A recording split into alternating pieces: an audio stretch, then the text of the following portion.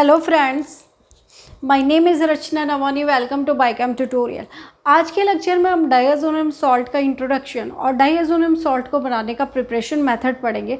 Previous lecture में हमने amines को कंप्लीट करा, जिसमें कि हमने एमाइंस के केमिकल रिएक्शन को कंप्लीट कर चुके हैं। आज हम एमाइन से ही रिलेटेड हमारे पास डाइअज़ोनियम सॉल्ट है। डाइअज़ोनियम सॉल्ट क्या होता है, डाइअज़ोनियम सॉल्ट की स्टेबिलिटी कैसे होती है और किस तरीके से हम डाइअज़ोनियम सॉल्ट का प्रिपरेशन मेथड पढ़ेंगे। आज के लेक्चर में हम ये कवर करेंगे। फर्स्ट हम डाइअज़ोनियम सॉल्ट को देखते हैं कि डाइअज़ोनियम सॉल्ट क्या होता है। डाइअज़ोनियम एन डबल बॉन्ड एन को हम डाइअज़ो ग्रुप कहते हैं, ठीक है। एन डबल बॉन्ड एन को हम डाइअज़ोनियम ग्रुप कहते हैं। जब हम डाइअज़ोनियम ग्रुप के साथ कोई भी सॉल्ट जुड़ा होता है उसको हम डाइअज़ोनियम सॉल्ट कहते हैं। अब डाइअज़ोनियम सॉल्ट को हमने प्रीवियस लेक्चर में पढ़ा कि ये एमाइंस के साथ भी जुड़े होते हैं, लेकिन यहाँ पर हम एराइल पढ़ रहे हैं, एरोमेटिक रिंग के साथ जुड़े होते हैं। अब आप बोलेंगे कि प्रीवियस लेक्चर में आपने एमाइंस के साथ डाइअज़ोनियम सॉल्ट भी बताया कि प्राइमरी एमाइंस के साथ या एरोमेटिक रिंग के साथ डाइअज़ोनियम सॉल्ट बताए। हम यहाँ पर केवल एरोमेटिक डाइअज़ोनियम सॉल्ट के ऊपर डिस्कस करेंगे, क्योंकि एरोमेटिक डाइअज़ोनियम सॉल्ट की स्टेबिलिटी क्या होती है, comparison than alkyl amine. Alkyl amine के कंपैरिजन में या एल्काइल जो हमारे पास डाइअज़ोनियम सॉल्ट होते हैं उनके कंपैरिजन में हमारे पास ये aryl means aromatic diazonium salt की स्टेबिलिटी बहुत ज़्यादा होती है। इसलिए हम यहाँ पर एरोमेटिक डाइअज़ोनियम सॉल्ट की ही स्टडी करेंगे। तो aromatic means this is aromatic ring या एरीन रिंग या एरोमेटिक कंपाउंड, एरोमेटिक रिंग, ठीक है, मीन्स एराइल, या इसको आप एरीन कहेंगे। अब यहाँ पर इसको कैसे डिनोट करते हैं, हम इसको डिनोट करते हैं हम C6H5, ठीक है। C6H5 जुड़ा होगा किसके साथ, N2 के साथ और Cl के साथ, या इसको आप डायरेक्ट इस तरीके से लिख लीजिएगा C6H5 N2 एंड Cl। तो यहाँ तक तो पॉजिटिव चार्ज, इसके ऊपर नेगेटिव चार्ज, इसको हम डाइअज़ोनियम सॉल्ट कहते हैं। अब डाइअज़ोनियम सॉल्ट जो हमारे पास होता है सॉल्ट, कोई ज़रूरी नहीं है कि हम क्लोराइड ही लगाएं। ये सॉल्ट हमारे पास क्या हो सकता है, क्लोराइड हो सकता है, ब्रोमाइड हो सकता है, और हमारे पास ये HSO4 माइनस हो सकता है और BF4 माइनस हो सकता है। तो ये हमारे पास एज अ सॉल्ट की फॉर्म में अगर यहाँ पर इस रिंग के साथ जुड़े हुए होंगे तो यहाँ पर ये भी हमारे पास सॉल्ट की फॉर्मेशन करते हैं। तो डाइअज़ोनियम सॉल्ट में जब हम पढ़ते हैं तो क्लोराइड ब्रोमाइड भी हो सकता है, HSO4 भी हो सकता है, BF4 भी हो सकता है। तो यहाँ पर हमारे पास इस अलग अलग तरीके से हम डाइअज़ोनियम सॉल्ट की फॉर्मेशन करेंगे। Cl होगा तो क्लोराइड पढ़ेंगे, Br होगा तो ब्रोमाइड पढ़ेंगे, HSO4 होगा तो हाइड्रोजन सल्फाइड पढ़ेंगे। इस तरीके से हमारे पास डाइअज़ोनियम सॉल्ट की फॉर्मेशन होती है। या डाइअज़ोनियम सॉल्ट का इंट्रोडक्शन हमने लिया। तो डाइअज़ोनियम सॉल्ट में क्या होता है, यह हमारे पास एराइल रिंग होती है C6H5 एंड ये एराइल रिंग नाइट्रोजन के साथ N double bond N, nitrogen के साथ इस तरीके से ये डबल बॉन्ड से जुड़ी हुई होती है, ठीक है। और इसको हम एजो ग्रुप कहते हैं, ठीक है, एजो, ठीक है, एजो कहते हैं। ये दो बार है, N डबल बॉन्ड N क्या है, यहाँ पर डबल बॉन्ड तो है ही, पर लेकिन एक नाइट्रोजन दूसरे नाइट्रोजन के साथ जुड़ा हुआ है डबल बॉन्डेड, तो इसलिए क्या कहेंगे, डाई एजो ग्रुप, ठीक है।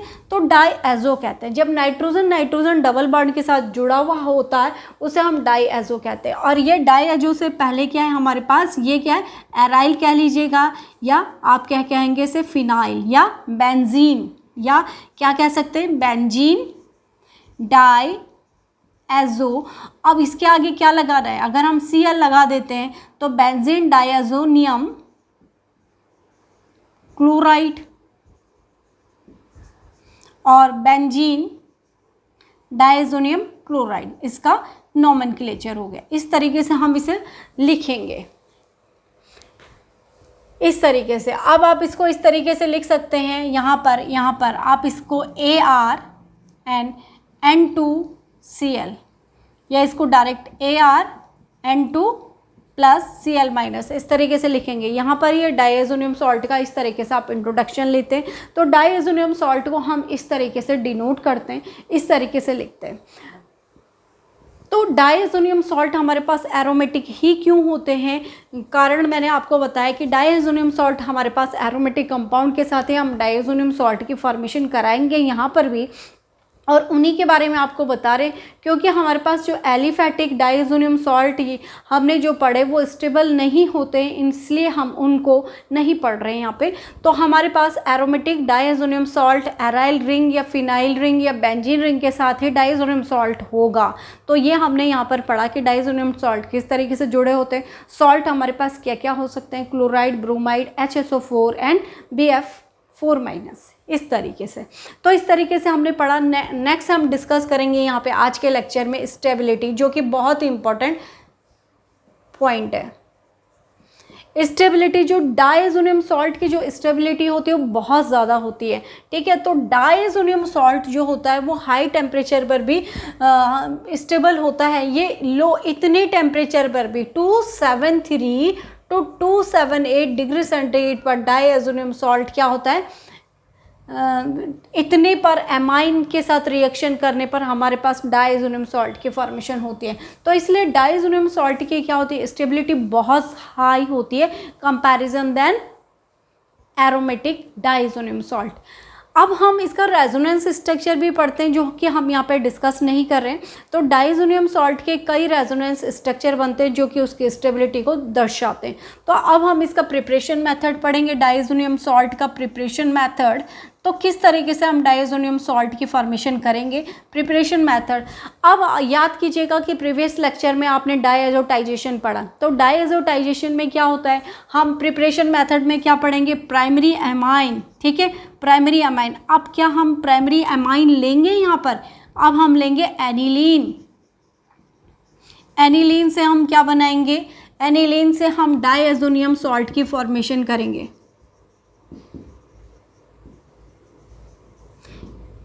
एनिलीन से हम डायज़ोनियम सॉल्ट की फॉर्मेशन करेंगे। देखेंगे रिएक्शन कैसे होती है। एनिलीन हमारे पास ये क्या है, बेंजीन रिंग के साथ जब NH2 ग्रुप अटैच्ड होगा तो उसको हम क्या पढ़ते हैं, इसको हम एनिलीन पढ़ते हैं। This is aniline. एनिलीन की रिएक्शन, अब ये इंपॉर्टेंट है, ये हमारे पास एनिलीन है। एनिलीन की रिएक्शन NaNO2 प्लस HCl के साथ होती है, ये कंपलसरी है, ये हमारे पास रिएक्टिंग एजेंट है। एनिलीन की रिएक्शन NaNO2 प्लस HCl के साथ होती है, HNO2 बनता है, जिसको कि आप नाइट्रस एसिड कहते हैं। नाइट्रस एसिड ही रिएक्शन करता है एनिलीन के साथ और ये NH2 ग्रुप डायज़ोनियम सॉल्ट में कन्वर्ट हो जाता है। अब आप दोबारा से आप डायरेक्ट इस तरीके से भी रिएक्शन, अगर हम लेबोरेटरी में हमें डायज़ोनियम सॉल्ट को प्रिपेयर करना हो, तो डायज़ोनियम सॉल्ट को हम डायज़ोनियम सॉल्ट बनाना हो तो एनिलीन तो हमारे पास है ही है एज अ रिएजेंट या केमिकल के फॉर्म में। तो हमें नाइट्रस एसिड बनाना है तो हम क्या करेंगे, NaNO2 को लेंगे, फ्रेशली प्रिपेयर्ड करेंगे और NaNO2 को लेंगे, उसको HCl के साथ रिएक्शन कराएंगे तो हमारे पास नाइट्रस एसिड बन जाएगा। आप यहाँ पर भी इस तरीके से भी रिएक्शन कर सकते हैं। अब हम रिएक्शन करने के लिए यहाँ पे 2HCl कर देंगे तो रिएक्शन टेम्परेचर क्या होगा, ये 273 to 278 डिग्री सेंटीग्रेड टेम्परेचर पे काम करेगा, ठीक है। अब यहाँ पर आपके पास एनिलीन ग्रुप क्या होगा, डायएजो ग्रुप में कन्वर्ट हो जाएगा। अब यहाँ पर आपके पास डायज़ोनियम सॉल्ट की फॉर्मेशन हो जाएगी, ठीक है। N डबल बॉन्ड N की फॉर्मेशन हो जाएगी, प्लस उसके साथ सॉल्ट की फॉर्मेशन होगी, Cl उसके साथ जुड़ जाएगा। अब देखिएगा इस तरीके से आपके पास यहाँ पे सॉल्ट की फॉर्मेशन हो जाती है। तो N डबल बॉन्ड N और ये वाला Cl प्लस, अब देखिएगा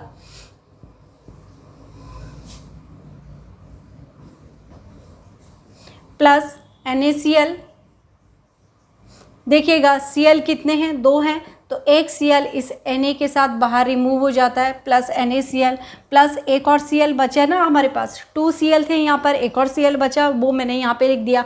हाइड्रोजन कितने थे, हाइड्रोजन कितने हैं यहाँ पे, 2 हैं, ये नाइट्रोजन यहाँ जाके जुड़ गया, ठीक है। तो 2 हाइड्रोजन यहाँ थे, 2 हाइड्रोजन ये हैं, तो क्या लिखेंगे, 2H2, 2 2 जा 4, हाइड्रोजन कंप्लीट हो गए।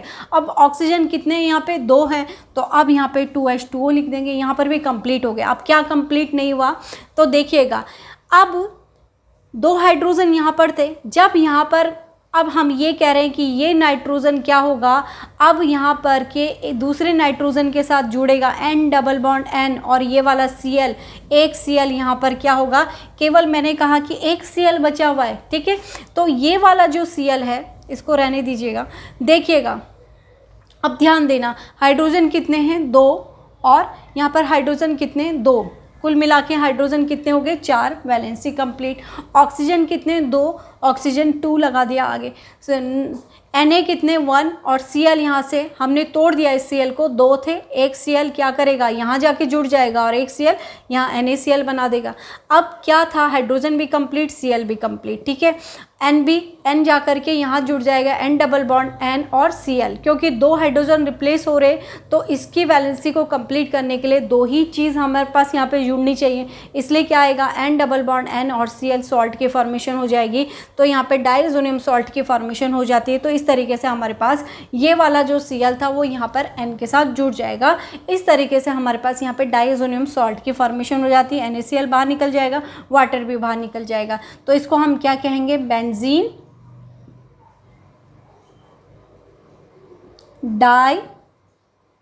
Diazonium salt. रिएक्शन को एक बार दोबारा देखिएगा, यहाँ पर ये रिएक्शन हमने प्रीवियस लेक्चर में भी पढ़ी। प्रीवियस लेक्चर में हम एनिलीन को NaNO2 प्लस HCl के साथ रिएक्ट कराते हैं। इसका हमने फ्रेशली प्रिपेयर्ड सॉल्यूशन तैयार करते हैं।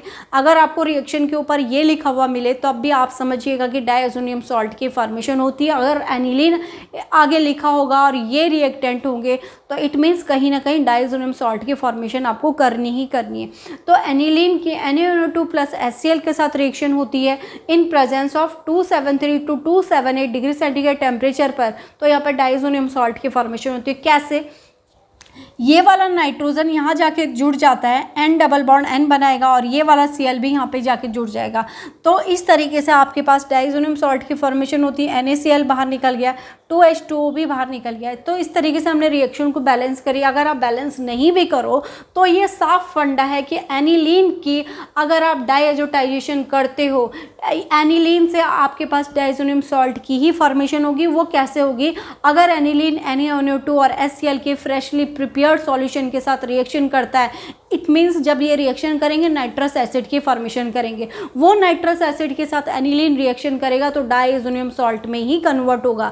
तो आज के लेक्चर में हमने डायज़ोनियम सॉल्ट का इंट्रोडक्शन लिया कि क्या होता है डायज़ोनियम सॉल्ट, क्लोराइड के अतिरिक्त उसके साथ उस डायज़ो ग्रुप के साथ कौन कौन से सॉल्ट जुड़े हो सकते हैं और किस तरीके से हम इसको लिखते हैं और कैसे हम पढ़ते हैं। डायज़ोनियम सॉल्ट में हमने ये भी देखा कि डायज़ोनियम सॉल्ट जब हम बनाते हैं वो एराइल रिंग के साथ ही बनाते हैं, क्योंकि उनकी स्टेबिलिटी क्या होती है, बहुत ज़्यादा होती है comparison than alkyl diazonium salt. ठीक है, अब हमने बनाने का इसको एक ही प्रिपरेशन मेथड यहाँ पे डिस्कस किया कि आई थिंक स्टूडेंट आपकी समझ में आया होगा। Thank you.